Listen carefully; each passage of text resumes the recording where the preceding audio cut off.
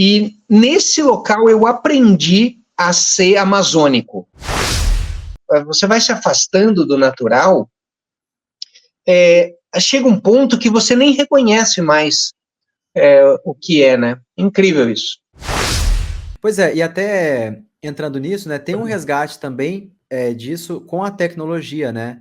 Que eu acho que a gente entra até um pouco nessa coisa aí do cybermedievalismo. Várias coisas que você falou aqui, Tuxê, festa do milho, festa da uva. Cara, isso é totalmente medieval. Juntar as pessoas, matar um porco, dividir as coisas, fazer... Cara, isso é Idade Média. E essa autonomia, ela se manifestava pela própria independência na geração dos alimentos. Que essa raiva seja convertida para uma situação na qual você vai buscar fortalecer a si próprio.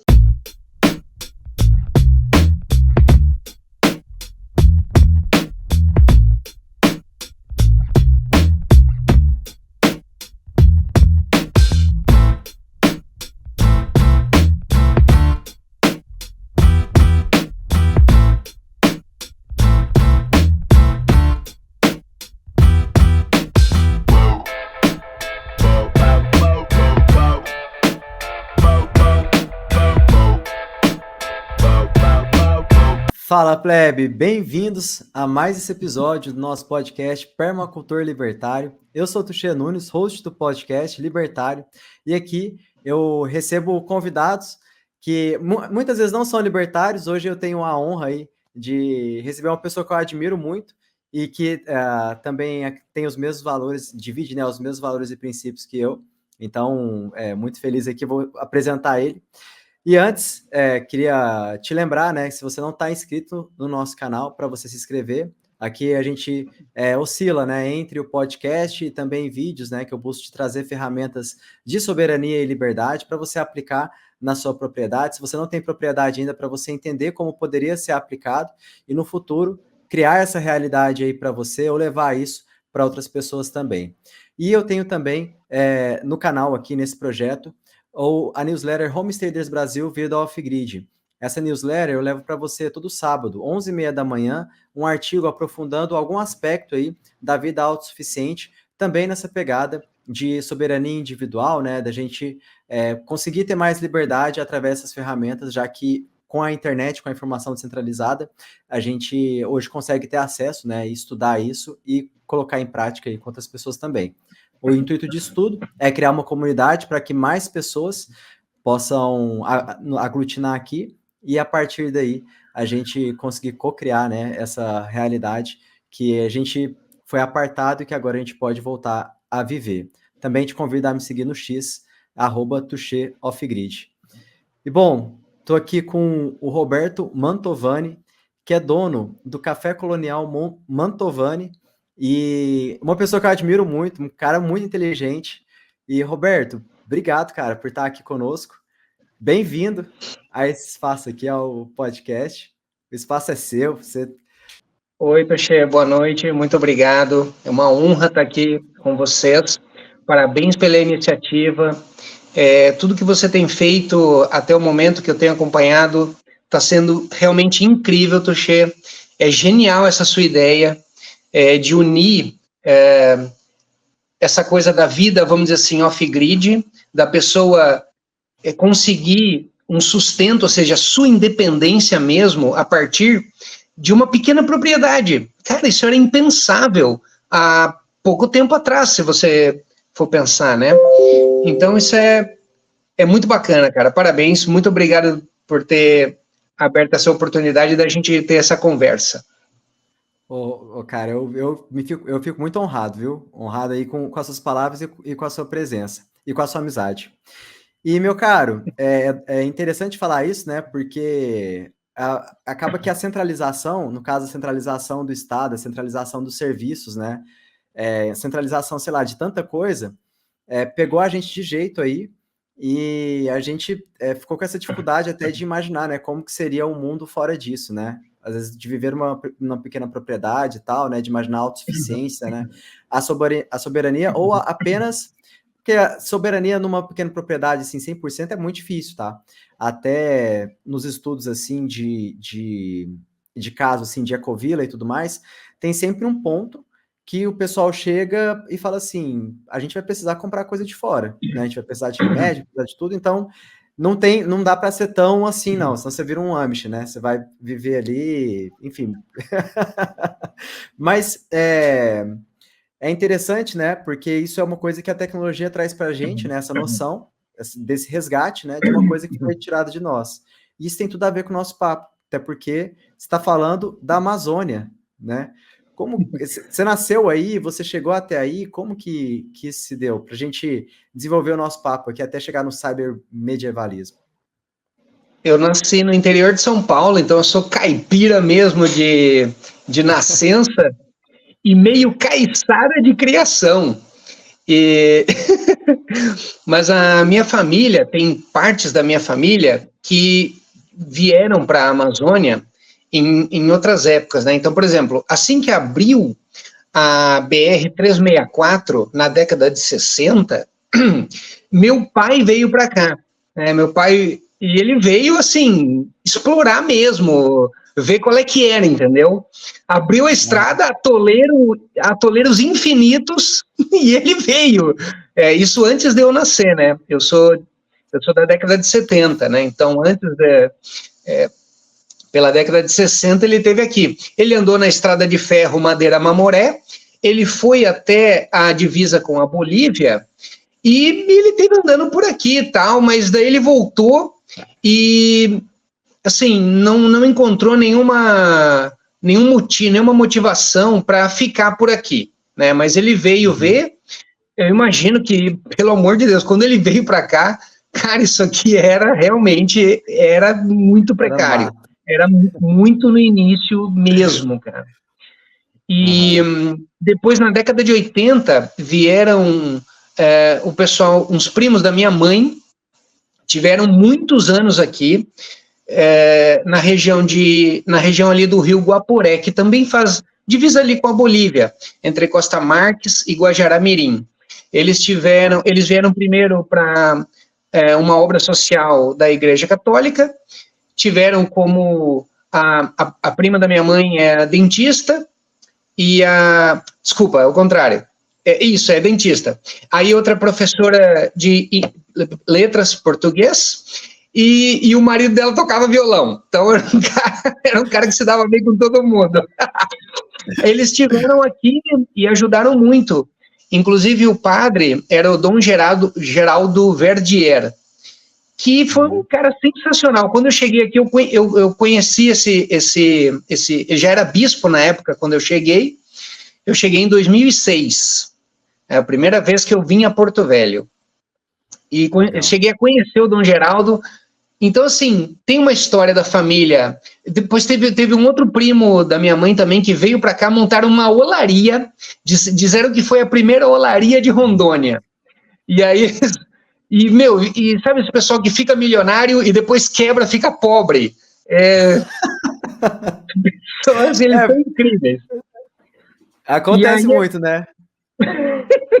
Aí eles ficaram milionários aqui, depois quebraram, perderam tudo e voltaram embora sem nada. E aí em 2006 eu vim para cá, né? E eu vim para trabalhar com coisa de engenharia, para dar aula também. E no começo foi um vai e volta, mas depois acabei conseguindo me firmar bem aqui, e tem sido uma experiência... da família também, né? Sim. Tinha essa história, né? Porque eu acho que é o mais difícil, né? Você ir para um lugar distante. Eu, por exemplo, minha família é de Minas. Hoje eu moro no interior de São Paulo. Mas eu sinto muita falta, assim, né? Porque essa questão da família a gente, né, pega. Igual o brasileiro que vai para o exterior também. É importante esses laços, especialmente nos momentos de maior dificuldade na vida. As coisas aqui não foram fáceis, né? Teve um tempo aqui nos primeiros anos, foi muito difícil. E, inclusive, por perseguições locais. Então, porque a gente vem de fora, a gente não conhece como é que é a estrutura de poder que funciona no local. e você começa a ver as coisas erradas, você fala, não, mas isso não tá legal, esse negócio, como é que pode? E aí, cara, você começa a denunciar esses esquemas e tal, só que, você não sabe o tamanho do vespeiro que você tá botando a mão. Então, eu tive problemas por ter colocado a mão em vesperos gigantes, entendeu, Tuxê? E as abelhas vieram me picar, cara. E eu saí todo detonado. Nesse momento, cara, é a família, entendeu? Foi a família mesmo, claro, com ajuda médica. Então, assim,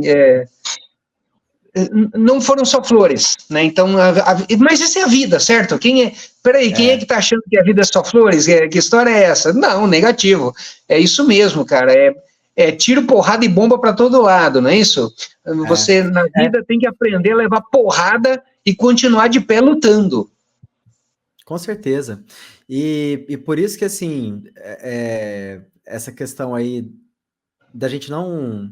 Enfim, porque tem toda essa questão de guerra cultural e tudo, né, que afasta tanto a gente da família, né, a gente tem aquela parte inicial ali na juventude, que a gente é mais rebelde mesmo, né, mas acho que com o passar do tempo, né, a maturidade traz pra gente ali a importância dessa base aí, né, realmente, justamente pros momentos difíceis, né, pra gente superar, e ainda mais numa distância tão grande, assim, né, de onde você foi criado.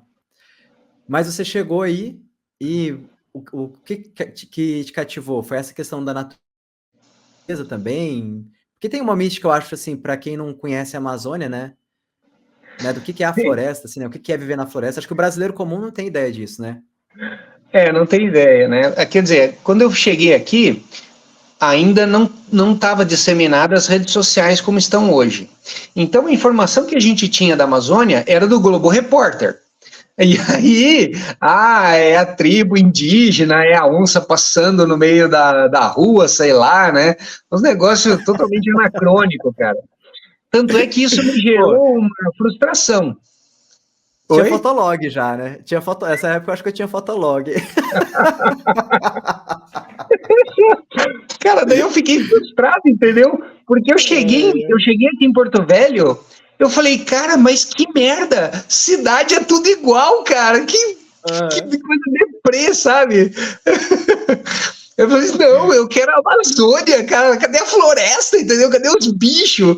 Porra! Pô, que legal. Aí eu me enchi o saco, cara, eu digo, que droga de cidade, velho! Eu vou vazar e ir pro meio do mato.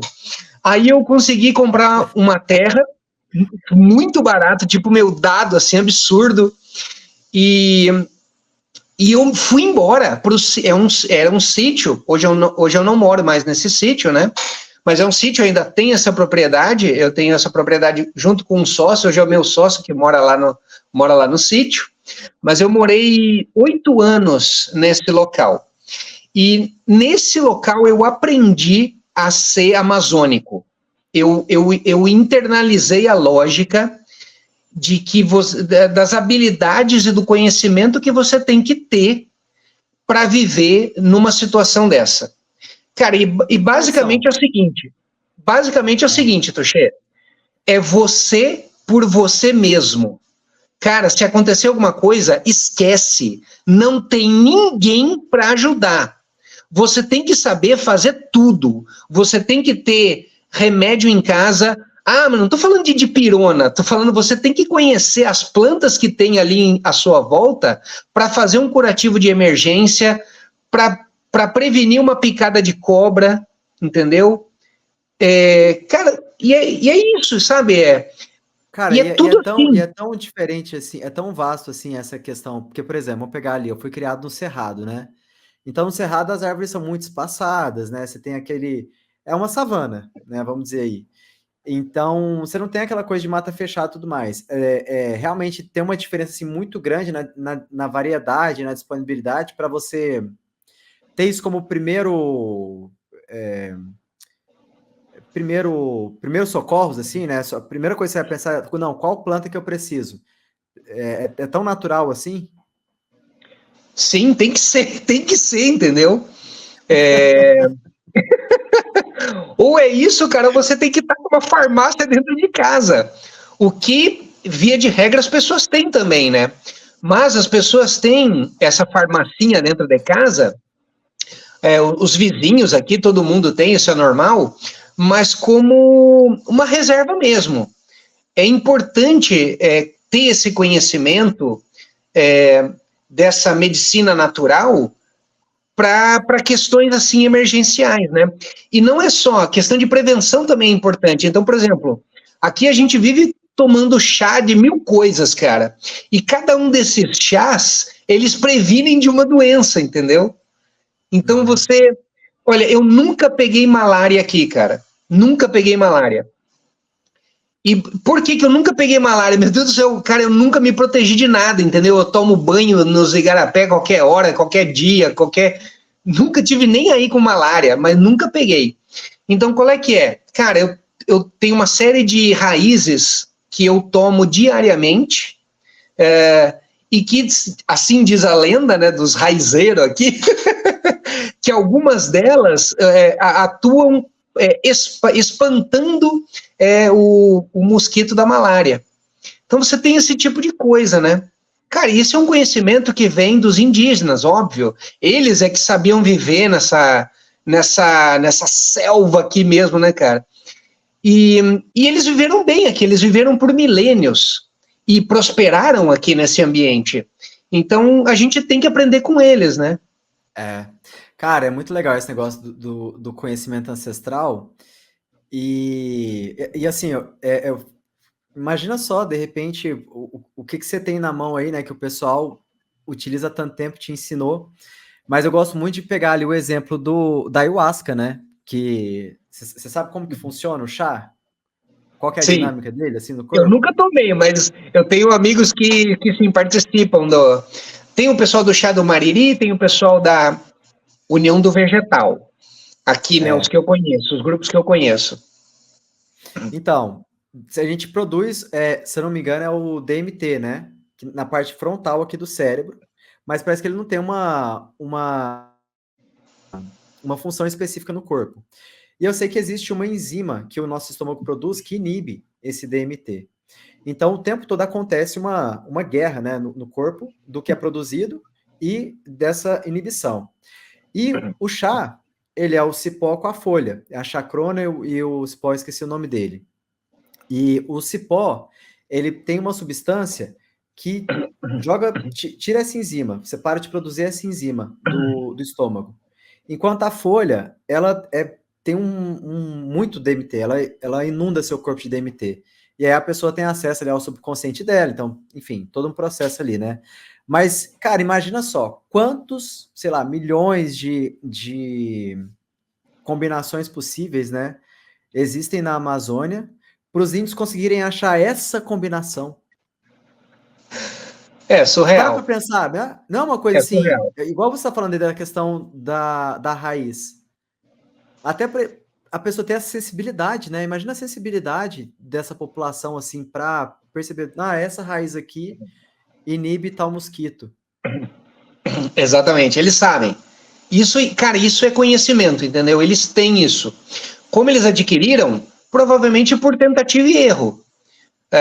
E por observação, né? O pessoal daqui é muito bom de observar o ambiente, entendeu?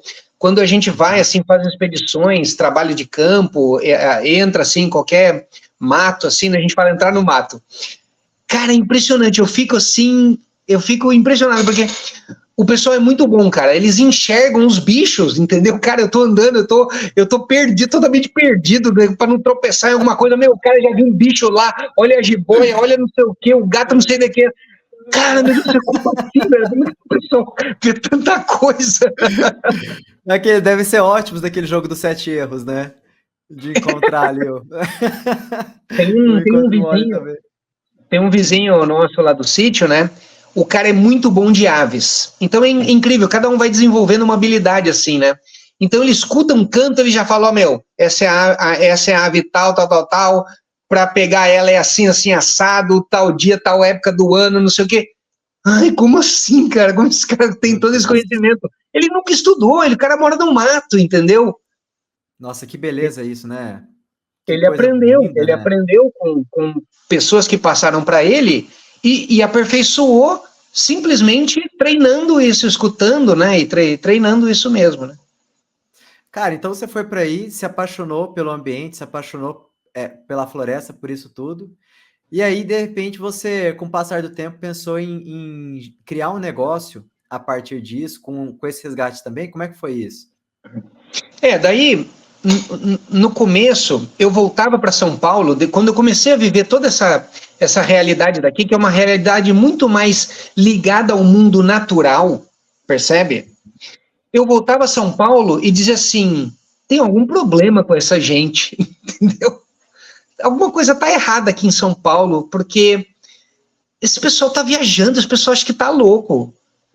Porque São Paulo capital ou estado de São Paulo? É estado de São Paulo geral, mesmo no interior, não tem muita diferença. Porque o amálgama urbano, à medida que as pessoas vão se acostumando a viver nesse ambiente urbano, tudo preparado, você vai no mercado, você vai na farmácia, está tudo assim ao alcance, muito fácil, no alcance da tua mão, e você vai se distanciando do real, do natural. Cara, isso vai gerando uma série de alterações, até assim, de várias ordens, né? Tô querendo dizer psíquicas, né? Mas são de várias ordens que vão influenciando e moldando o teu agir, o teu pensar, a sua posição, como você se coloca no mundo. E isso vai rumando de maneira cada vez mais artificial. E isso, obviamente, só pode fazer mal. Inclusive, os gregos antigos, para não dizer que sou eu que estou viajando nessa, os gregos antigos já tinham percebido isso. Eles percebiam que, à medida que as pessoas estavam migrando para as cidades, então o lance lá da democracia grega, o cara não tinha que trabalhar, o cara não tinha que pegar no pesado, tinha os escravos dele que faziam isso por ele. Ele não tinha mais que se preocupar com vender nada, porque tinha o pessoal que vendia para ele.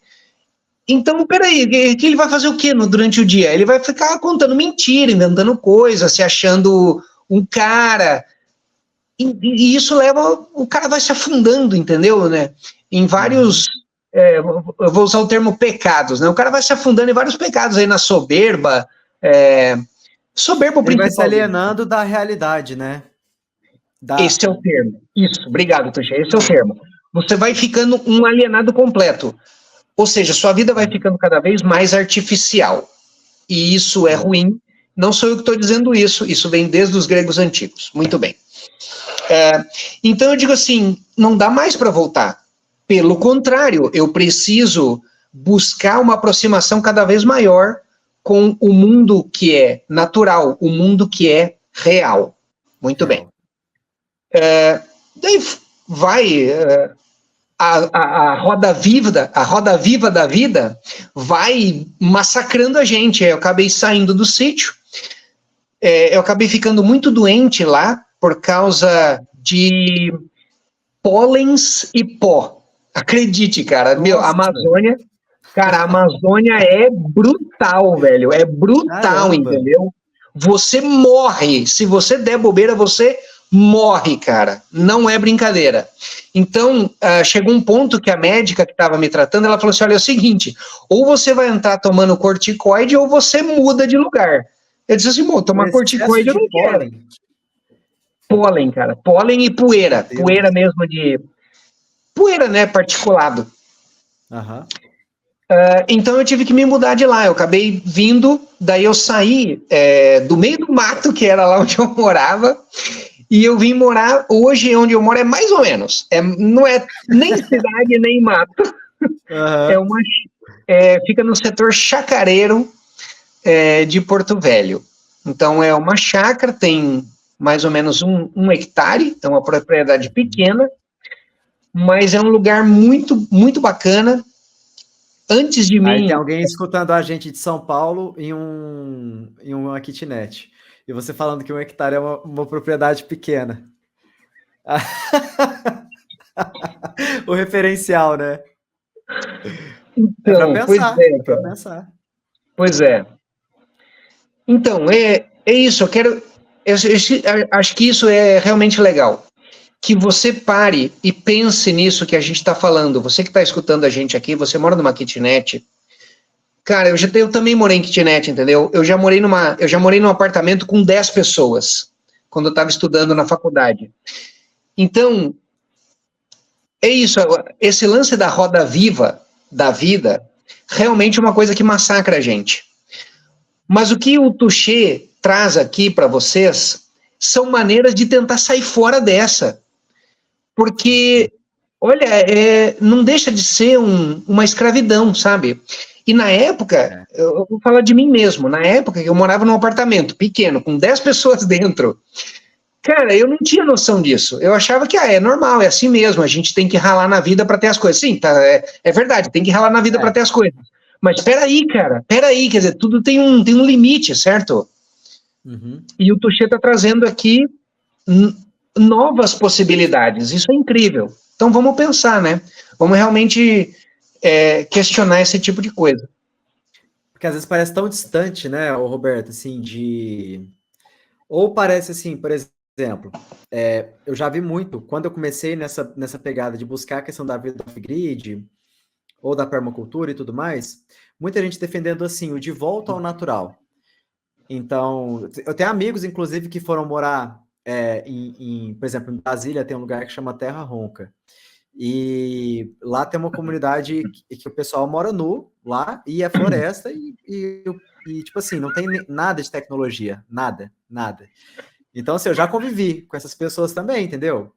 Então, assim, mas aí você vai procurar alguma coisa nesse sentido, você fala assim, cara, peraí, porque a cidade, a gente criou a cidade, né?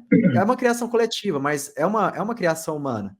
E quando você acha que, por exemplo, que o natural é São Paulo capital, ou é o centro da cidade, ou alguma coisa assim, você está se enganando, porque você está se desligando ali dos ciclos da natureza, né? Por exemplo, eu já dei um exemplo num vídeo meu, que eu falava assim, um dia que eu estava com muita vontade de comer uma salada com manga, e eu fui comprar uma manga, e eu paguei, acho que, R$28 numa manga, e aí eu fiquei, meu Deus, R$28 uma manga? Mas por quê? Porque eu tava com uma vontade de uma fruta que não era a fruta da estação, porque eu não estava alinhado com a estação. E eu só fui conseguir perceber isso, que eu estava naquela lógica, apenas do que o dinheiro compra, e não assim, o que era o momento da natureza me proporcionar, por exemplo, depois, né? Eu buscava essa questão aí, beleza, entendi isso, fez sentido. Só que muitas vezes eu encontrava só a parte do bicho grilo, né? Tirando a tecnologia. E eu acho que, assim, que uma coisa que une a gente é perceber isso, a beleza disso, né? A beleza da natureza e a beleza, enfim, de tudo isso que a gente está falando, das raízes, do ambiente e tudo mais, mas integrando a tecnologia, né? Fazendo ela até potencializar essa coisa, né?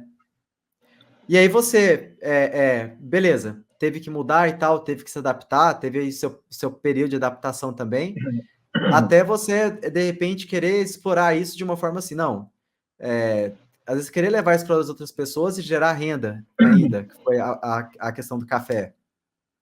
Isso aí aqui na chácara, eu pensei, cara, eu preciso ganhar dinheiro, né? Eu pensei, agora, como é que faço? Então, eu pensei em várias possibilidades, e a que me convenceu foi a de montar um café colonial. Bom, porque eu gosto de café, eu gosto de fazer bolo, eu gosto de fazer geleia, eu gosto de fazer doce, e isso resgata um sentimento de infância.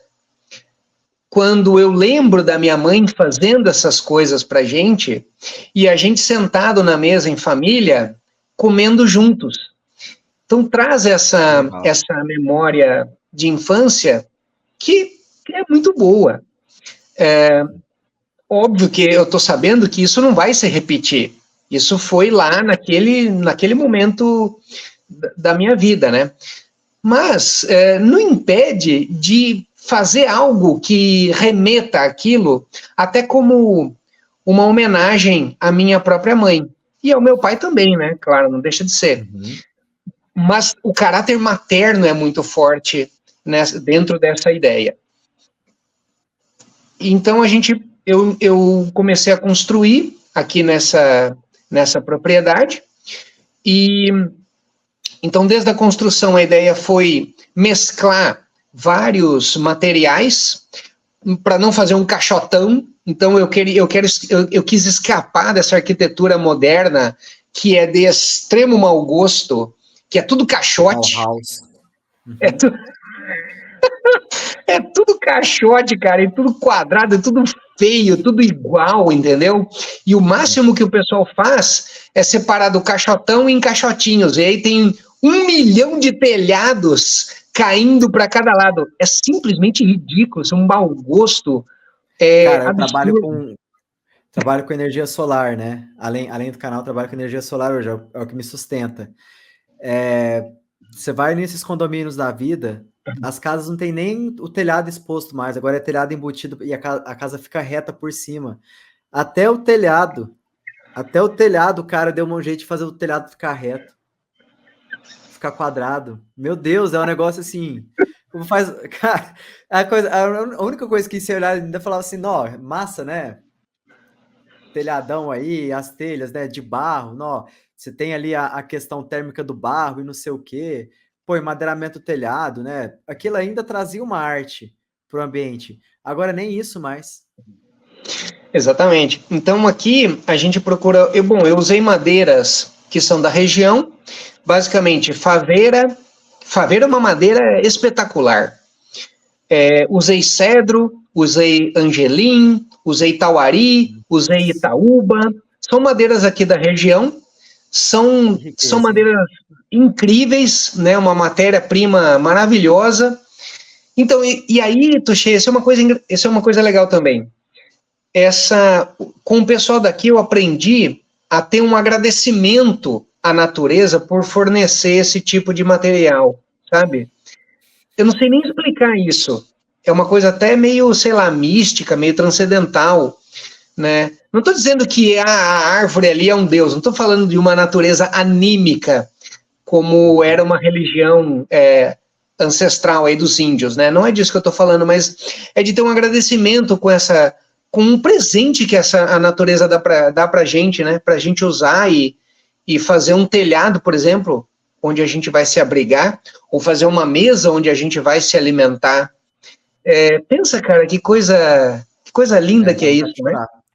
Eu fico com vontade de chorar, de escutar falar isso de verdade. Uma vez eu ouvi... acho que até a gente já mandou áudio um pro outro falando sobre isso.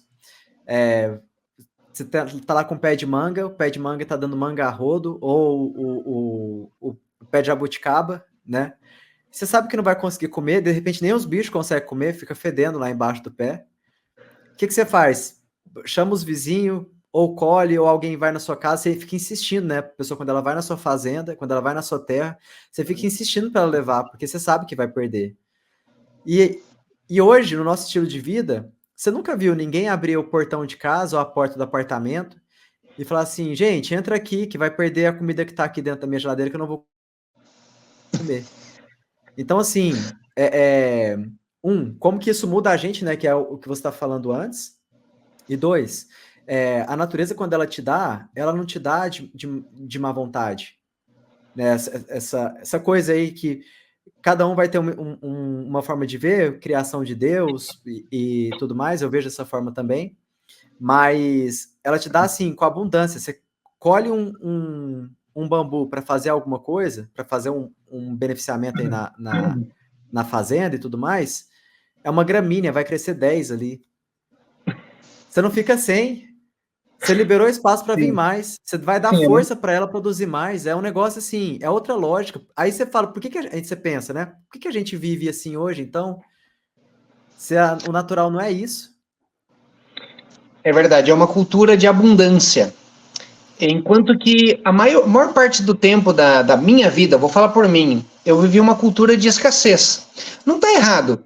Meus ancestrais vieram da Itália fugindo, primeiro, da guerra da unificação da Itália, que foi uma desgraça, foi um morticínio, foi um horror, que deu origem ao Estado moderno que hoje é a Itália, porque antes da unificação da Itália, havia uma série de reinos, era extremamente descentralizado.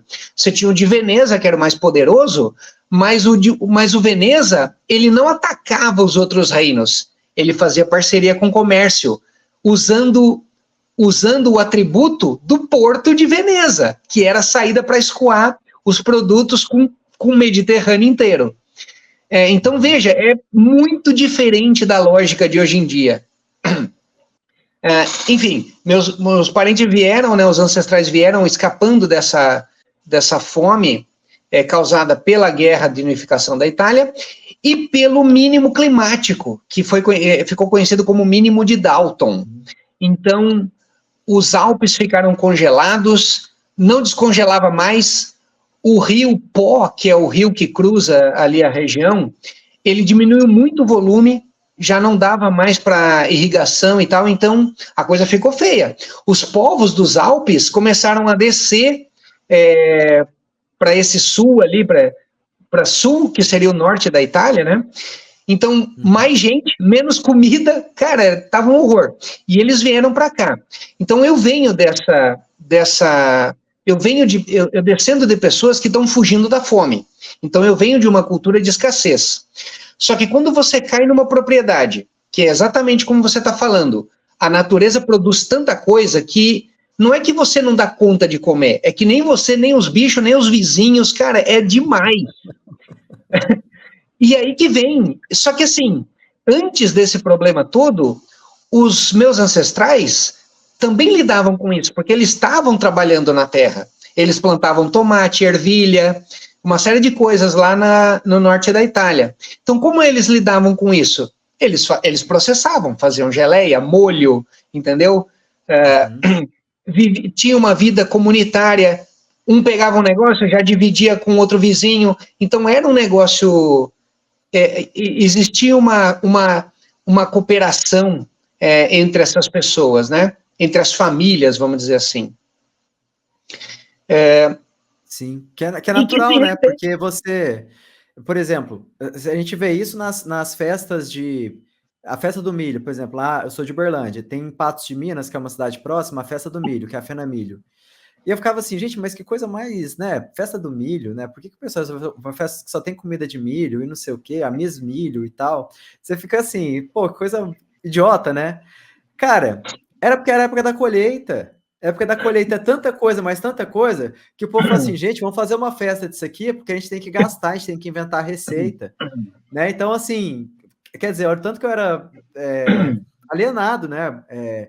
Não tinha sensibilidade para pegar essa coisa assim, que tava tão... Né, porque eu não tinha essa vivência também, né? E aí, a partir disso também, né? Então, você tem essa cooperação das pessoas que estão próximas, né? Essa questão aí de você estar num ambiente que ele te incentiva a ser comunitário, a ser colaborativo, né? Que é uma dessas questões aí que a gente vai entrar. Mas se você quiser fazer um comentário com relação a isso, fica à vontade. Eu só queria entrar, antes da gente entrar nessa questão específica, porque assim, você me contou como que você produz as coisas no Café Colonial, e eu acho que isso tem tanto valor, né, que de repente vale a pena a gente compartilhar isso também com quem está assistindo. Aqui, então, quando eu vim para cá, também quero deixar esse agradecimento para as pessoas que tiveram antes de mim aqui, porque isso aqui era floresta. Então, alguém veio, tirou a floresta, usou a madeira que tinha aqui e plantou o pomar que hoje aqui existe, né? Então, eu tenho aqui dezenas de árvores de cupuaçu, dezenas de árvores de jabuticaba, várias mangas, jaca, caju, que mais? Tem tanta coisa, graviola, biribá. Conhece biribá? Não conheço. Biribá é um parente da fruta do conde. Será que não é atemoia, não? Tem o nome de atemoia ou a atemoia é outra? Nossa, que eu já comi atemoia. Rapaz, na hora que eu fui comer, parecia um mousse.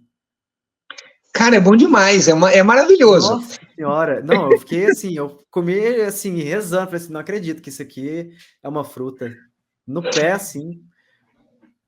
Sim, então, e falando de fartura, o vizinho aqui da frente, praticamente da frente aqui de casa, tem um pé desse e o pessoal não gosta, então simplesmente cai lá e estraga, entendeu? Como o pessoal não gosta, Eu tô rindo, cara. mas é de nervoso. Entendeu? O pessoal não gosta, cara. É a coisa que você chega lá, você, olha, come quanto você quiser aí, pega, leva para sua casa, leva tudo, sabe? Cara, é uma fartura inimaginável. E, bom, banana, tem um cara. Aí, bom, eu entrei aqui e comecei a plantar mais coisa. Então, eu tenho plantado mais desse biribá, que é o parente da fruta do conde. Tenho plantado acerola, mais graviola.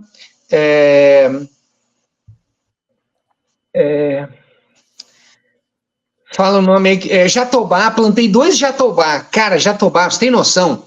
A árvore é um colosso. A árvore é gigantesca. É gigante. Então eu escolhi um lugar especial, plantei uma em cada lado assim. E isso vai virar, eu quero que vire mesmo um colosso lá. Nossa, eu já fiz farinha de jatobá, dá um trabalho, menino. Então, e o jatobá, aquela fruta dele, né, aquela casca, quando a gente abre a casca, tem aquela massa, né?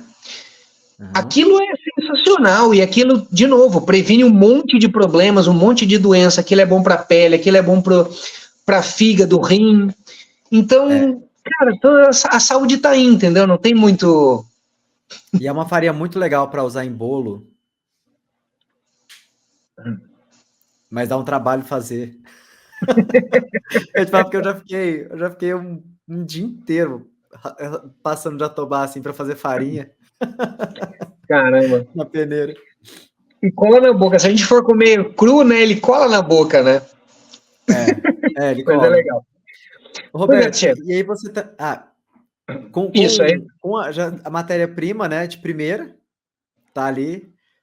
Pô, isso aí já é uma coisa que dá um sabor inimaginável, assim, para quem...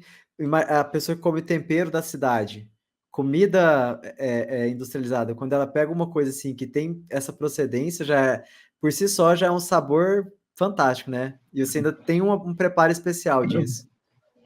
Então tem esse pomar aqui que eu tô aumentando, né, à medida do possível, e tô cuidando, eu tô adubando, eu tô jogando mais terra em cima disso, né? Tô procurando, tô tentando cuidar daquilo que me foi legado e aumentar.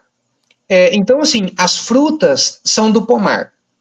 O leite é de um vizinho que tira aqui, tem umas vacas, ele tira leite, eu pego direto dele.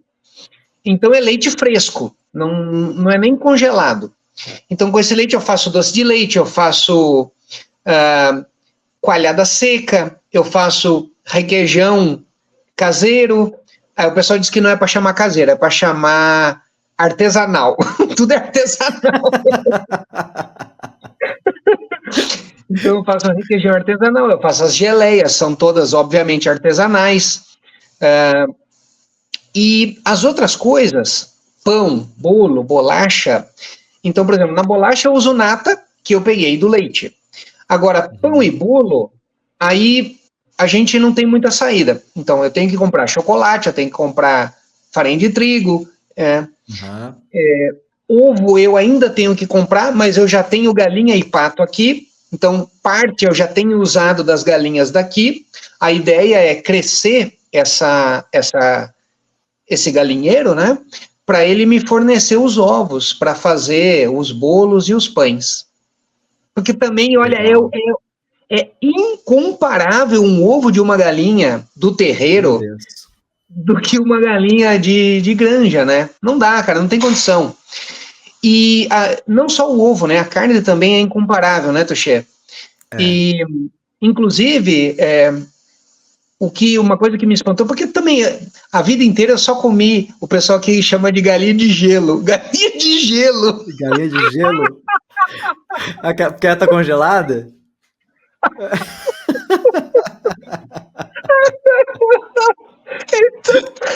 Galinha de gelo.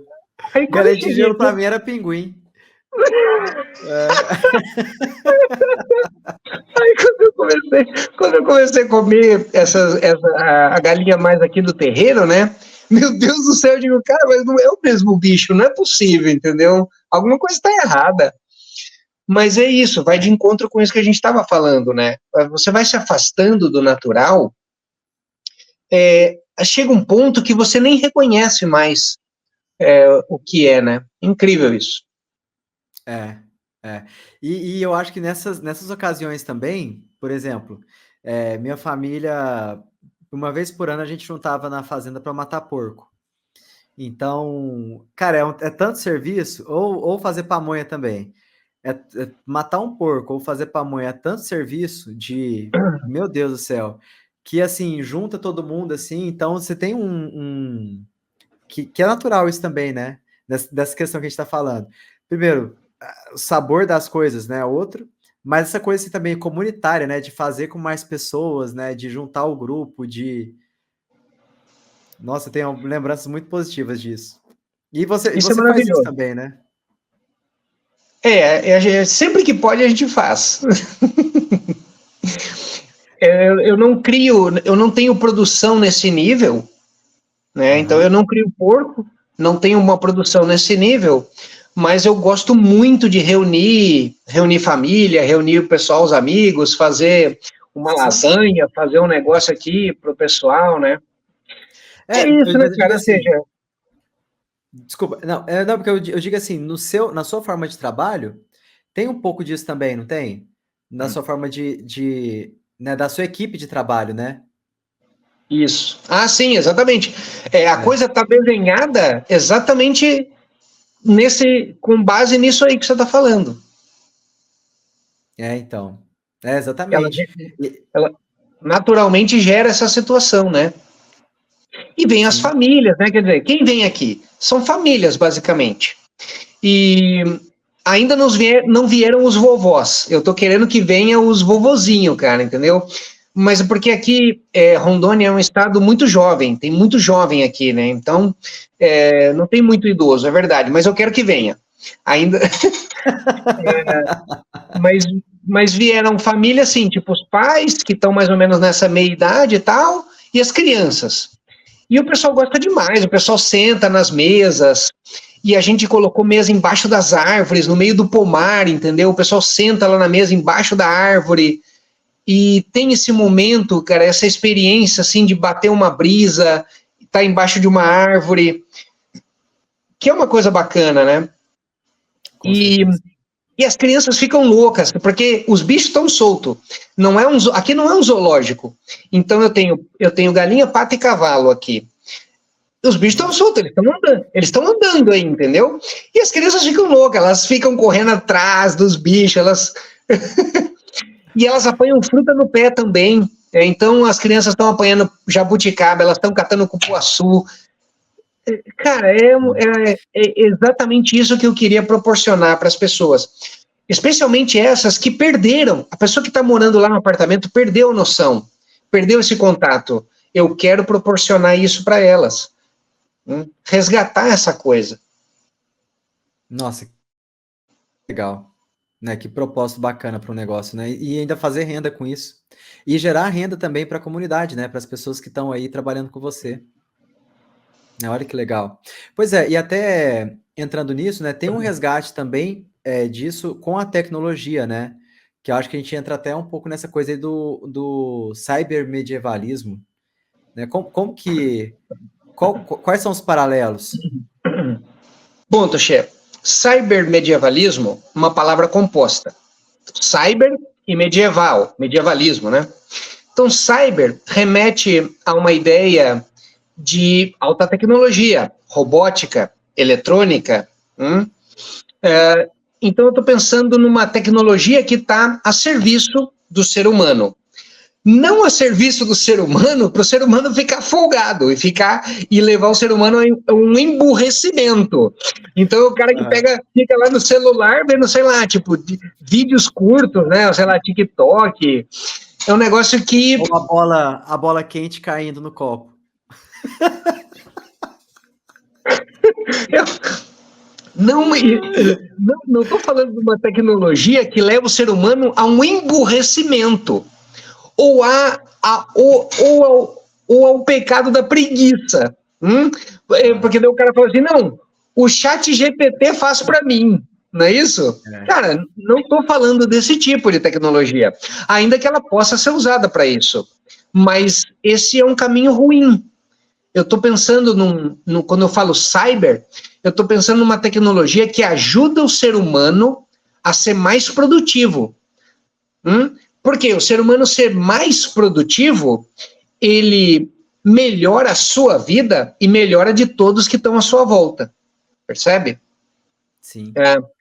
Então é uma tecnologia que ajuda o ser humano a ser mais produtivo, ajuda o ser humano a tarefas do dia a dia, mas não para colocar o ser humano num estado pior do que aquele que ele já está. No estado, quando eu digo pior, de preguiça ou de emburrecimento, mas que leva ao engrandecimento do ser humano. Muito bem. Então esse é o cyber que eu estou pensando. Porque, olha, esses termos, eu ainda não encontrei nenhuma definição que crava o que é esse termo, cybermedievalismo. Então, o que nós estamos fazendo aqui, Toshê, essa conversa, até pedir para as pessoas dar um feedback para a gente aí nos comentários, para ajudar a gente a definir isso aí. O que é? Onde a gente quer chegar? Eu estou falando, aqui é a minha impressão, tá? Então, essa é só uma percepção do que é a coisa. Mas nós estamos abertos, tá? Eu adoraria conversar mais sobre esse assunto e agradeço aqui de novo ao Toshê por permitir a gente avançar nesse tema. Isso para frente. E agora, medieval. Medieval, quando a gente fala medieval, a gente está se referindo a um período pelo qual passou a Europa, inclusive leste europeu, até Rússia ali e tal. É um período histórico pelo qual passou essa parte da civilização, tá? Essa parte da humanidade, que está localizada ali nessa região que a gente chama por Europa, e que começa no final do período que a gente chama clássico, ou seja, depois da queda do Império Romano, e vem até o que o pessoal chama de modernidade, né? Que seria aí com a queda de Constantinopla, os historiadores vão dizer isso, né? Muito embora continuem várias características medievais, por exemplo, como a gente até citou, a República de Veneza, até o século, até meados aí de 1800 e pouco, ou seja, até o século XIX, ou como Portugal... Não é uma uniforme, né? Exato, não é uniforme. Ou como até Portugal e Brasil vinham juntos... até mesmo quando Dom João veio para cá, a característica era extremamente medieval desse Brasil, a nossa brasilidade, ela é medieval. Várias coisas que você falou aqui, Toshê, festa do milho, festa da uva, cara, isso é totalmente medieval. Juntar as pessoas, matar um porco, dividir as coisas, fazer... Cara, isso é Idade Média. Uhum. Então, e ainda bem... Assim, né? Comunidade, exatamente. Então, veja, lá na Europa, além desse período histórico, né, então a gente definiu uma localização geográfica e um período histórico, que durou mais ou menos 1000 anos aí, um pouco mais, tal, dependendo de onde você considera. Mas, outra coisa, então você tem povo e lugar, mas o que caracterizou esse povo? Então, uma imensa descentralização, cara, era o nível da comunidade. Então você tinha basicamente agrupamentos de famílias que se juntavam, ainda hoje você tem coisas dessa aqui no Brasil, por exemplo, no interior aí de São Paulo, em Piracicaba, você tem um pessoal que vive desse jeito. Eles ainda estão nessa, cara, eles estão na Idade Média. Só que eles estão na Idade Média, mas eles estão vendendo pela internet, entendeu? Eles usam trator, eles usam energia solar, elétrica e com produção solar, percebe? Então eles têm uma organização de comunidade que é muito descentralizada, eles são muito independentes, mas eles estão usando tecnologia. Tá percebendo onde eu quero chegar? Sim. Muito bem. Outras lá, por exemplo, mais lá no sul, você tem comunidades alemãs, comunidades italianas. Em São Paulo, você tem comunidades japonesas que vão se abrindo, mas veja, até muito pouco tempo atrás, elas funcionavam como feudos, elas estavam basicamente funcionando de maneira autônoma. E ali dentro elas tinham um sistema de leis, elas tinham um sistema de segurança, elas tinham um sistema de justiça, que era o quê? Basicamente os anciãos, que julgavam ali os casos e tal. Nas comunidades italianas do sul, era o padre. Os casos mais graves chegavam ao padre, senão você resolvia na família. Então você tinha uma série de, que o pessoal chama de corpos intermediários. Vamos falar de Idade Média, então. Então você tem lá a sua comunidade, surgiu um problema, você resolvia ali, não resolvia, então parte para um nível acima. O padre da região não resolveu, então parte para o poder temporal. Então ali tem um rei, um cara que administra ali aquela região, leva o problema para o rei, não resolveu, aí vai subindo, entendeu? Então, e não era só o poder, não era só o poder temporal, não era só o rei, você tinha também uma parte eclesiástica, um poder religioso, que apesar da conotação, quando a gente fala poder, não era um poder coercitivo, era um poder que as pessoas reconheciam, era um poder natural, eram como que monarquias naturais, percebe? Mas que cada comunidade tinha muita independência, tinha muita autonomia, e essa autonomia, ela se manifestava pela própria independência na geração dos alimentos. Então, cara, ali você morrer de fome na comunidade, você não morre, porque se produz tudo que precisa ali para sobreviver. Mas é legal, de repente tem outra comunidade lá que faz um vinho diferente. Poxa, então eu quero o vinho do pessoal lá que é mais gostoso do que o que eu faço. Mas de repente eu faço uma pamonha melhor, né? Então vamos trocar aqui uma pamonha com vinho. E aí vai trocando, né?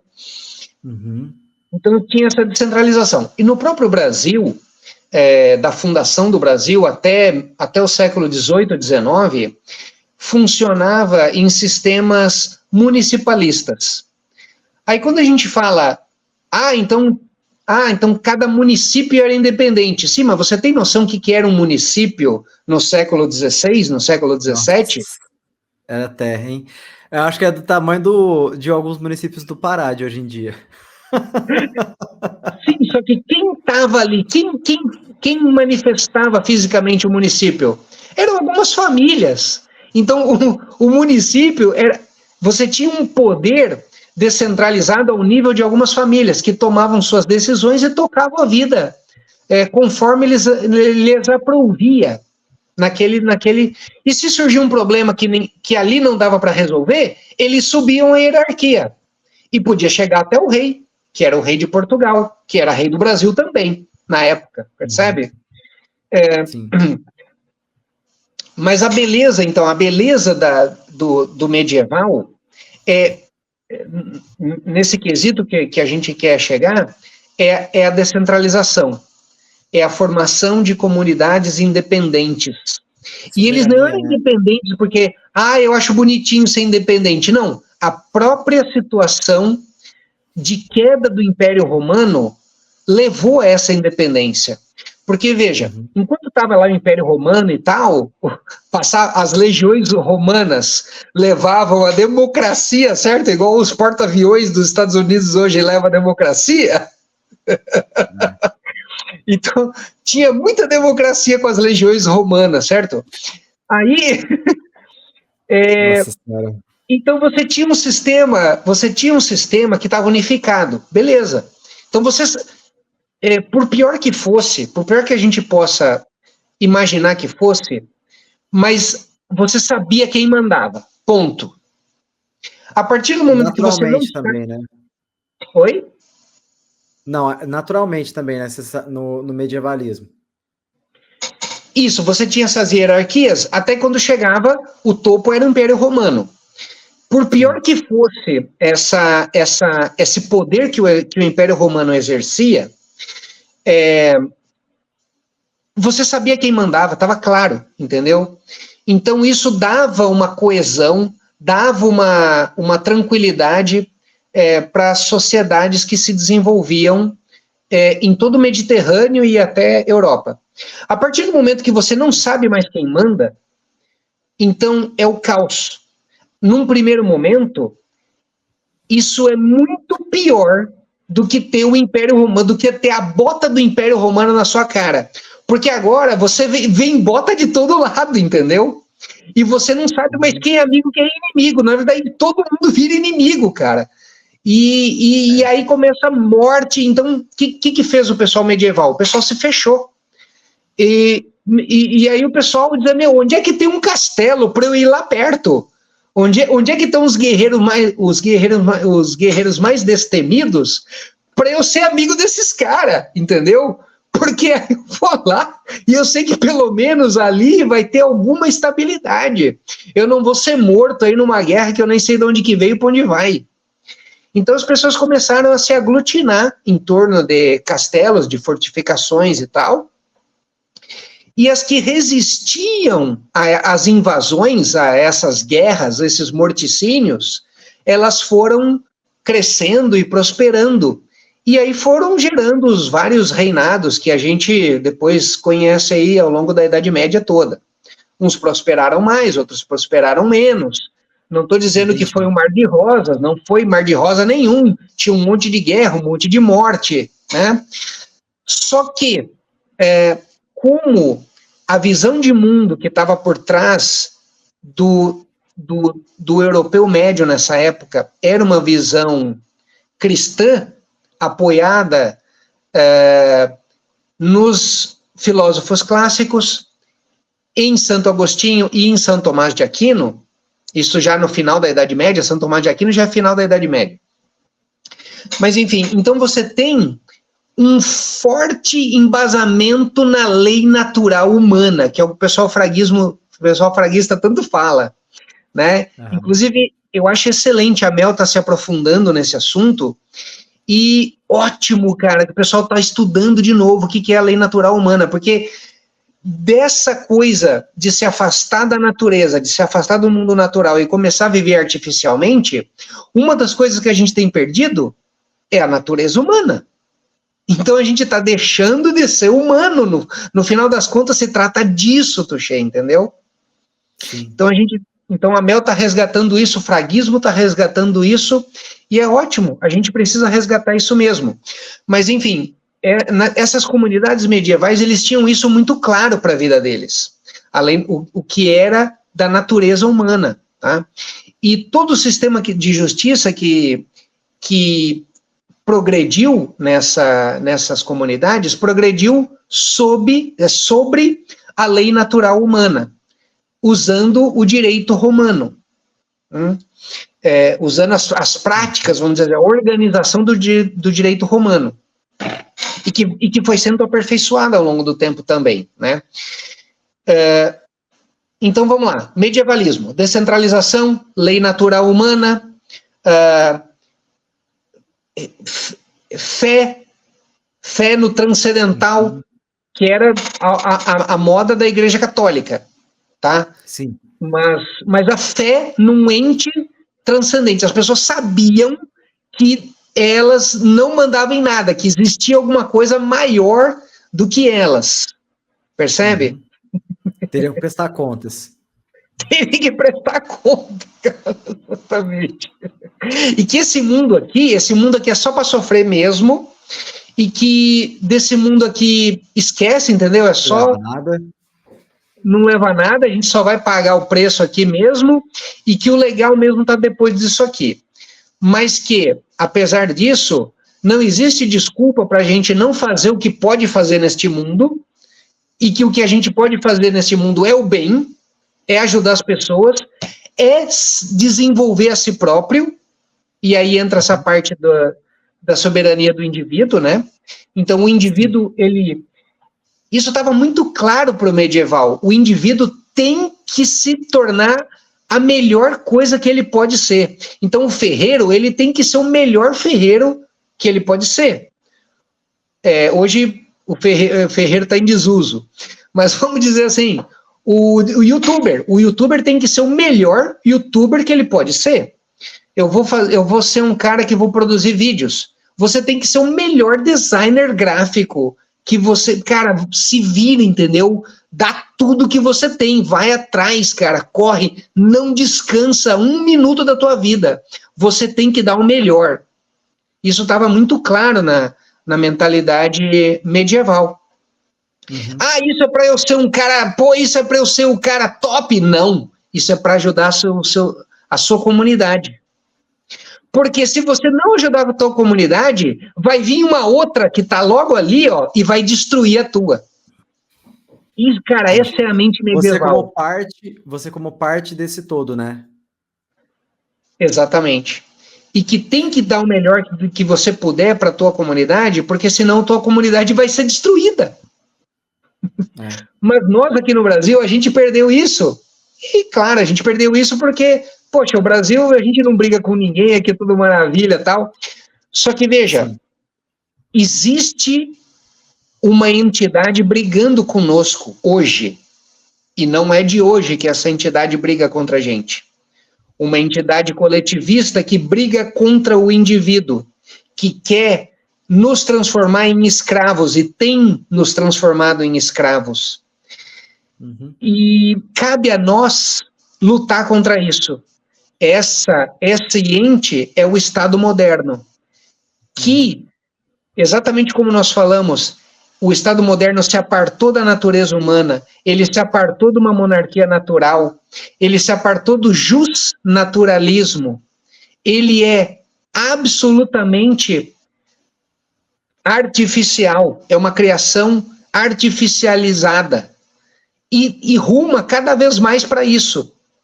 Então, quando você vê uma decisão dos deputados aí, ou da justiça estatal, que te parece absurda, creia, é isso aí mesmo. Esse é o rumo. E vai piorar. E vai piorar. Às vezes eu estou conversando com as pessoas, tal, as pessoas se escandalizam. Mas não está claro que a gente se escandaliza cada vez mais? Não está claro que o processo ele está nos levando para um poço cada vez mais profundo? Uhum. E qual é o fim disso? Qual é o fim disso, Tuxê? Cara, eu vou te contar, não tem fundo, viu? Esqueça, se você não reagir, isso não vai parar. E assim, eu acho que o cybermedievalismo ele surge nesse contexto como uma ferramenta para superar isso. Porque, assim, por exemplo, a gente tem aquela visão, por exemplo, o cyberpunk, ou o enfim, todo esse universo aí que tem, você imagina assim, ou uma distopia, um futuro distópico, no sentido que a tecnologia prosperou, por exemplo, que a humanidade prosperou na tecnologia. Então é aquela coisa assim, super. Você pensa em Tóquio assim, e todos os lugares são daquele jeito, tipo uma visão do Asimov, assim, sabe? Das cavernas, assim, de tanto que existem construções, as cidades, aquela coisa absurda. E que a pessoa ela se perde nisso, né? Nessa tecnologia. E você também tem aquela visão apocalíptica do Mad Max, que deu tudo errado e tal, mas também tem, né? Tipo assim, quando a gente pensa nisso, a gente vai para esses universos assim. O que eu acho legal nisso daí que você traz, do cybermedievalismo, é que se você for parar para pensar, ele tem uma abordagem, não é distópica, ele tem uma abordagem que vai ali para uma utopia, no sentido assim, de ser positivo, mas justamente como essa ferramenta para você conseguir driblar essa centralização que a gente tá imerso hoje, né? É justamente a tecnologia servindo como ferramenta de liberdade individual, né? Para as formiguinhas aqui, né? Para os escravos que somos nós, conseguirmos ter algum tipo de autonomia ou superar esse destino que a gente não quer viver, né? Que a gente quer evitar. E aí a gente resgata nisso, então, o que nós éramos, o que nós perdemos de bom, e como que nós podemos resgatar isso através da tecnologia, como o Bitcoin, por exemplo.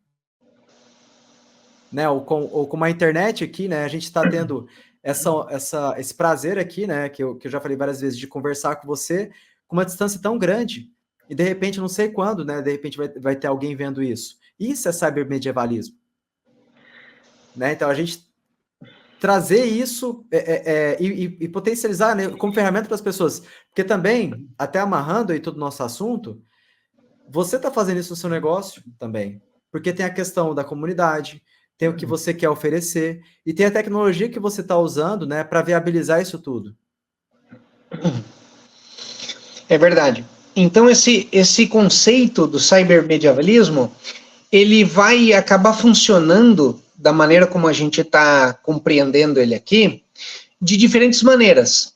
Então, por exemplo, a comunidade aqui do teu canal meio que pode ser entendida dessa maneira, percebe? Porque você tá reunindo pessoas que têm objetivos em comum, que têm visão de mundo em comum, mas que impossível delas terem contato umas com as outras se não fosse a tecnologia, percebe? E tudo que você entrega para as pessoas da tua comunidade vai no sentido de ajudar elas a ter mais autonomia, de ser mais independente, mais produtivo. Então, está de acordo com essa ideia que a gente está falando.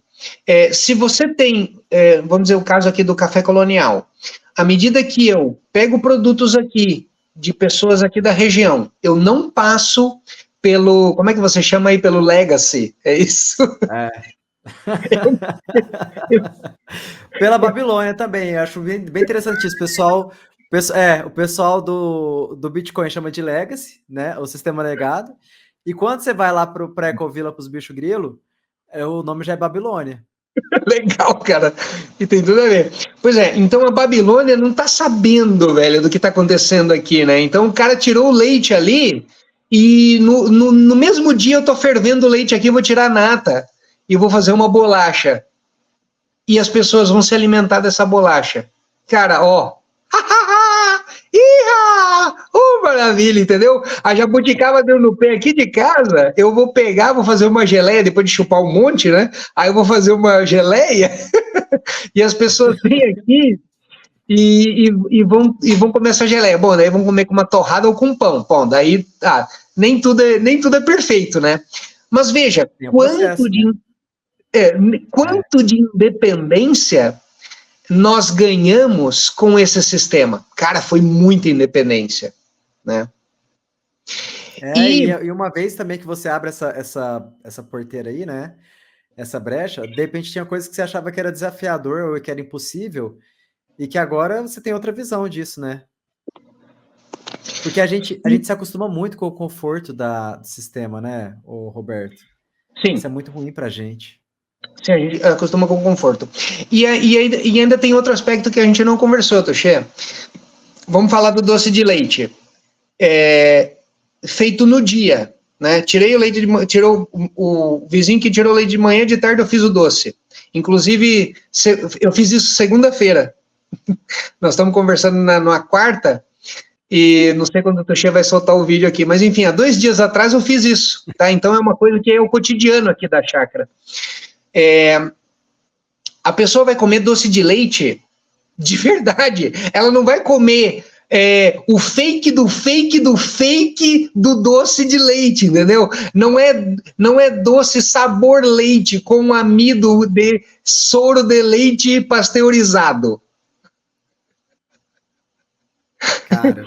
Então, quanto de resíduos de conservantes, de corantes, de coisas que são alheias ao nosso sistema digestivo são inseridas nesses alimentos que a gente está consumindo, cara, e que isso vai minar nossa saúde, percebe? E olha, isso, como que isso não é das coisas mais importantes? Caramba, isso é fundamental. Nossa, assim, isso para mim é uma coisa que me afeta particularmente, né? Quando eu saí da Ecovila e comecei o meu negócio, que foi uma kombucheria, eu entrei muito nesse assunto. E é absurdo, né? Eu gosto muito do Michael Pollan, você já viu ele? Não. Cara, ele é fantástico, ele é muito, muito esquerdista. Então, assim, isso me deixa muito chateado, sabe?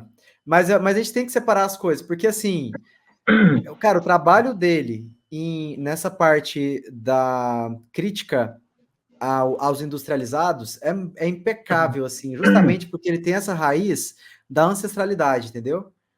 E do desenvolvimento do ser humano. E eu acho que quando a gente pega essa questão lógica do desenvolvimento do ser humano ali, né, da evolução, fica muito fácil entender por que as coisas são como são ou aonde que está errado, né? Não vou entrar em questões polêmicas, não. Mas... Então, ele traz muito isso. E aí ele fala, né, nos livros dele que, na verdade, não é alimento, né? Aquilo ali é um produto comestível, ele chama. Então, esse doce de leite aí que você está falando é um produto comestível. É um produto que você pode comer. Seu corpo, ele vai conseguir processar aquilo. Mas não é alimento, né? Só que, assim, para a pessoa, Aí eu vou te falar outra coisa. Quando eu fui morar nessa ecovila, durante a pandemia, eu nunca imaginei que a alimentação fosse me pegar. Eu fui lá para estudar permacultura e agroecologia. E também fazer yoga. E, enfim, tinha minha rotina lá e tudo mais. E com o passar dos meses, cara, fazendo a minha comida com tempero que eu colhia na hora, colhendo coisa na lavoura para me alimentar e fazendo ali em grupo as comidas, eu só descascava alimento para comer. Eu não sabia o que era embalagem.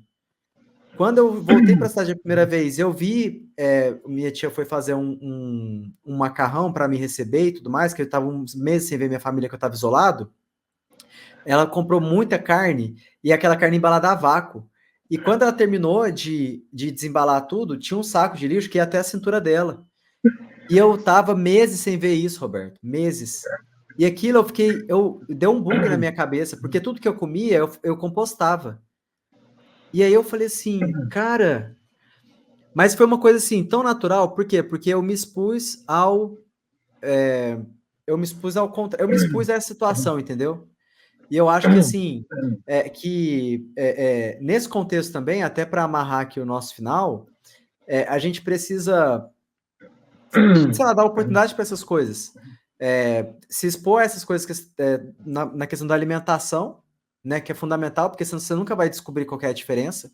Se você nunca pegar ali e tomar um mês de kombucha todo dia, você nunca vai entender qual que é a diferença que um alimento fermentado faz no seu corpo. A gente não sabe o que é a falta de um alimento fermentado na nossa rotina. E também, se você nunca, tipo assim, se colocar ali, entender, em criar uma carteira Bitcoin, em comprar o seu primeiro e tudo mais, você nunca vai entender a dimensão disso na sua vida também. Justamente, até amarrando aí naquela questão que a gente, quando a gente se entrega para a conveniência de comer uma coisa no supermercado, porque está no supermercado, a conveniência de usar o Pix ou a moeda estatal, porque todo mundo usa e não sei o quê. A conveniência de, por exemplo, uma vez... Isso é engraçado também. Eu tenho uma amiga que é médica, e ela, assim, virou médica, e aí ela vê muitas coisas assim, sabe? Porque ela tem uma facilidade para comprar as coisas, né? Ela é médica. Pois é. E aí, ela me manda, assim, umas coisas de bicho grilo me zoando, né? E aí ela me mandou um banheiro seco. E ela mandou um banheiro seco, eu achei o banheiro seco lindo, né? O cara lá cagou na serragem e tudo mais, mostrando como que era o banheiro seco, né? Só que, pô, dá pra você compostar aquilo ali, né? Tem toda uma dinâmica. Ela falou assim, não, que bacana e tal. Aí ela riu, né? Morreu. Aí passou uns 5 minutos, ela voltou assim, você tá falando sério? Mas assim, mas é engraçado isso, sabe por quê? Porque a gente não pensa na nossa... que até o nosso cocô é centralizado, porra. Cara, você não é... Você entendeu? Cara, a pessoa não consegue pensar, tipo assim, como fazer um saneamento ecológico que, de repente, pode até favorecer ali a propriedade dela, entendeu? Claro, claro. Tipo assim, que esse é problema seu também, entendeu? Do lado da fossa aqui de casa tem um monte de árvore, velho. Que não tem essa, não. Tudo então, produzindo aqui, que é uma beleza. Meu Deus do céu. Espetáculo. Então, mas é justamente isso. Então, a gente fica com muita resistência, assim, justamente por conta desse conforto todo. Conforto de usar dinheiro do governo, conforto de comprar a coisa pronta no supermercado, e às vezes até o conforto, assim, de apertar o vaso ali e mandar a merda embora. Enfim, eu acho que a gente, é uma oportunidade para a gente superar isso tudo. E o Cyberpunk tá aí para isso, né? Uma ferramenta para isso. E você comentou que o amigo esquerdista, não sei o que, está ensinando a fazer kombucha na internet e tal. Agora, veja,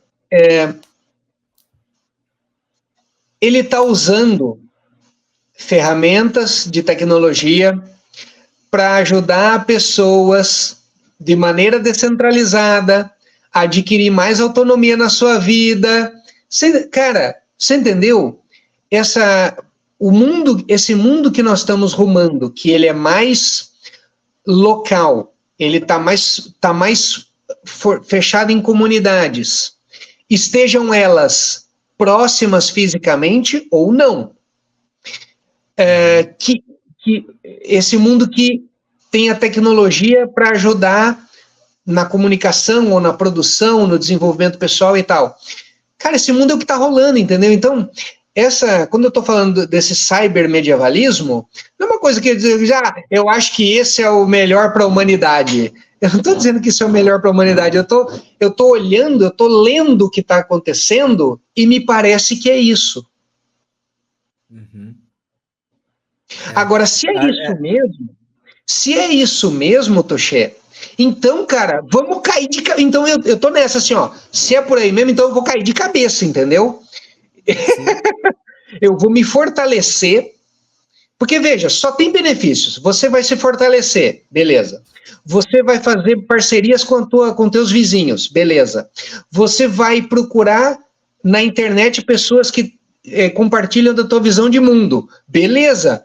Você vai procurar conhecimento usando tecnologias. Cara, beleza.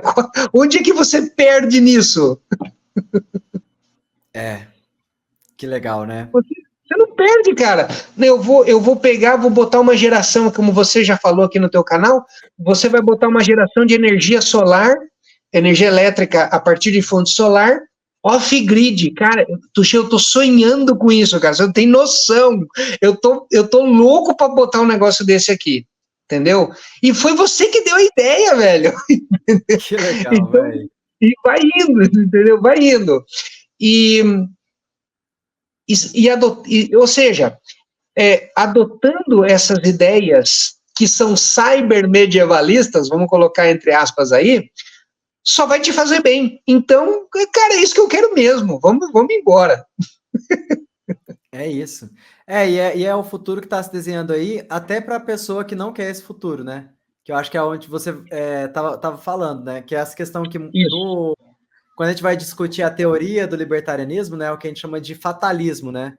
Que fatalmente a gente vai chegar nessa realidade. Então você pode brigar com a. Isso eu acho uma coisa muito louca, porque assim eu tenho um perfil que eu quero colaborar com as pessoas. Então, por mais que, por exemplo, de repente ela acha que o governo grande é um governo bom. Eu não acho. Mas, assim, se na questão, sei lá, da produção agrícola, ou do beneficiamento de produção, ou qualquer outra coisa nesse universo, a gente puder colaborar, saneamento ecológico, pô, vamos colaborar. O Rothbard, ele para mim, ele é o exemplo máximo do libertarianismo, até porque ele é o pai do libertarianismo, né? Ele é o Marx do bem. E o Rothbard, ele falava isso, para você se juntar em temas que são comuns. A esquerda faz muito isso também. Você não tem que se juntar em tudo, mas eu acho que em temas que são comuns ali, que vai fortalecer a sua causa, né? E que você não vai se vender para outra, né? Faz todo sentido. E eu tenho, assim, eu sinto uma resistência do outro lado, mas enfim. O ponto que eu queria chegar é o seguinte: eu participo de grupos, por exemplo, de moedas, sei lá, de criptomoedas e não sei o que lá, nessa pegada de regeneração do meio ambiente, por exemplo, só que o pessoal tem aquela visão de governo centralizado. O pessoal gosta de Web3, é apaixonado, acredita na descentralização, mas quando chega no Estado, o cara, ele muda o raciocínio dele, ele vai para a centralização. Não tem como. E essa pessoa vai ser engolida. Vai ser engolida. Concordo. Concordo, Tchê. Porque, veja, as coisas vão, elas estão num rumo. A natureza nunca está parada. Natureza é movimento. Esses gregos antigos já sabiam disso, cara. Não é nada novo, não. se a natureza é movimento, para onde mesmo que ela está indo? Nessa pergunta que a gente precisa pensar, né? Porque se você, nessa questão de paradigma, toda vez que um paradigma novo está substituindo um anterior, aqueles que logo aderem ao paradigma novo saem na frente e tem muita vantagem. Então, veja, se o paradigma agora é descentralização, usando ferramentas tecnológicas, cara, onde é que eu aprendo disso aí? Dica, pessoal, como é que chama aquele pessoal lá dos bitcoinheiros, viu? Dica, bitcoinheiros. Eles são os melhores. É isso. Roberto, cara, tem alguma ideia? Acho que a gente já deixou a ideia final, né, também. Acho que a gente guiou super bem essa construção de tudo isso, né? Amarrou também com esse momento que você está vivendo, né? Que você gestou aí o Café Colonial e agora, né? Seu bebê aí tá andando, você tá super feliz com isso. Mas tem alguma coisa que você queira falar aí pra gente encerrar esse papo e a gente sair daqui de repente com essa visão? Olha, aqui no meio do pessoal libertário, muita gente age por raiva. E é compreensível, porque é um terror, ainda mais, quanto mais jovem é a pessoa, mais usurpada ela se sente, porque o jovem olha e fala, e agora, entendeu? O que eu vou fazer? Não dá, o Brasil não se desenvolve, não tem, a indústria está sendo desmontada, serviços, é impossível, você proibir de prestar serviço no Brasil. Cara, ou seja, você não pode fazer nada. CLT massacrando o trabalhador. Você quer empreender? Regulamentação em cima da tua cabeça. Então é compreensível que haja até um desespero, né? Do que vai se fazer da vida. E então tá disseminada essa raiva contra o Estado. Mas assim, que essa raiva seja convertida para uma situação na qual você vá buscar fortalecer a si próprio. Porque contra a centralização, e que no limite é a globalização, está no outro espectro a descentralização, a atuação dentro da comunidade. Se a gente for pegar o Brasil antigo, está no municipalismo, que, de novo, são pequenos agrupamentos de pessoas que viviam de maneira independente. Olha, dá para ser totalmente independente? Nós falamos sobre isso, não dá. Mas dá para ser muito independente. E eu acho que isso é um excelente caminho para você que é jovem buscar.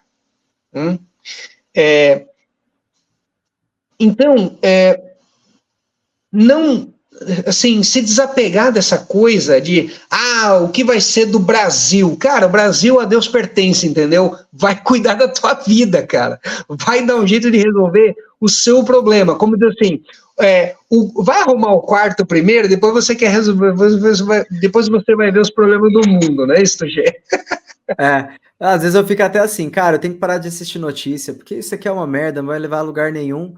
Deixa eu estudar minhas coisas, fazer meus trem aqui e tal. O problema é que eu gosto mais de escutar o Peter, aí eu não consigo, mas assim, se não fosse isso, pô, isso é tudo um monte de, né, é horrível, acho que nem a merda merece. Dá raiva, é isso que eu tô dizendo, é verdade, eu também fico com raiva.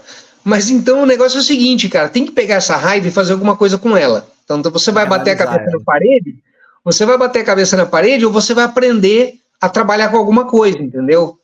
É disso que eu tô falando, você tem que aprender uma habilidade. Na verdade, você tem que aprender muitas habilidades, você tem que aprender todas que você puder, e fazer todas com a melhor maestria que você puder, neste momento, e procurar se fortalecer e desenvolver essas habilidades ao longo da tua vida. É isso. É E as isso. coisas tomam o seu caminho, entendeu? Agora, se você está bem consigo mesmo, se você está progredindo na sua vida, nos vários aspectos, pessoal, profissional, espiritual, sua saúde, entendeu? As suas relações com a comunidade, se isso está melhorando ao longo do tempo, você já pode ficar feliz. E o Brasil, cara, como diz aquele ditado, se é Lula, se é o Bolsonaro, meu amigo, olha, eu não quero nem saber, velho. É isso.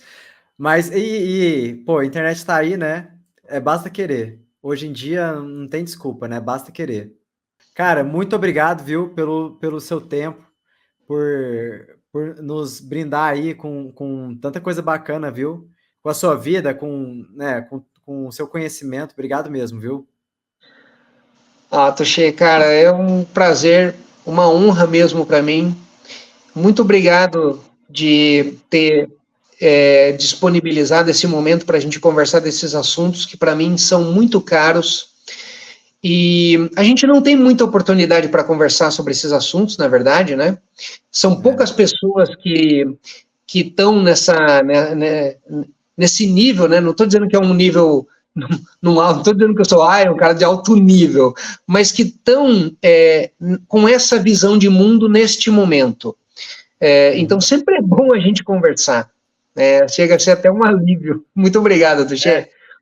Não, eu que te agradeço. Outro dia, quando eu vejo um comentário assim, né? Às vezes uma pessoa, nossa, eu moro na fazenda. Outro dia chegou um cara aqui, cara, eu sou permacultor, moro no Pará e sou libertário. Nunca imaginei que eu ia ver um canal sobre isso.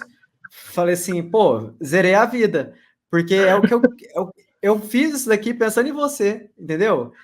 Esse canal é justamente para a gente se juntar, para a gente, né? Pô, a gente quer meio ambiente com tecnologia, com qualidade de vida, com saúde, sabe? Tanta coisa aí que tá entregue, né? Tá aí, a gente só precisa ligar os pontos. Muito obrigado, Roberto, e muito obrigado você que ficou até aqui e assistiu o nosso papo. Se você não se inscreveu, se inscreva ainda, assine a newsletter, nos siga nas redes sociais. Eu te desejo vida, liberdade, propriedade. Até a próxima.